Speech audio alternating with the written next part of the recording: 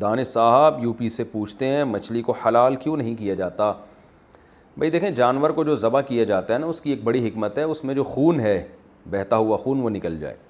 خون ایک گندی اور ناپاک چیز ہے، اور مچھلی کے اندر بلڈ ہوتا ہی نہیں ہے، تو اس لیے اس کو ذبح کرنے کی حاجت ہی نہیں ہے۔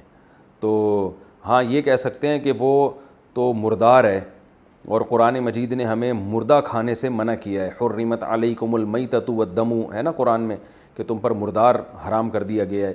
تو اس کا جواب ہے، مشہور حدیث ہے، احلت لنا میتتان السمک والجراد۔ آپ صلی اللہ علیہ وسلم نے فرمایا ہمارے لیے دو مردار اللہ نے حلال کیے ہیں، ایک مچھلی اور ایک ٹڈی۔ تو یہ دو چیزیں ذبح کیے بغیر بھی کھائی جا سکتی ہیں۔ حکمت میں نے بتا دیا آپ کو۔ باقی حکمتوں پر حکم کا مدار نہیں ہوتا، جیسے اللہ اس کے رسول نے کہہ دیا بس ہم مانیں گے، اس پر عمل کریں گے۔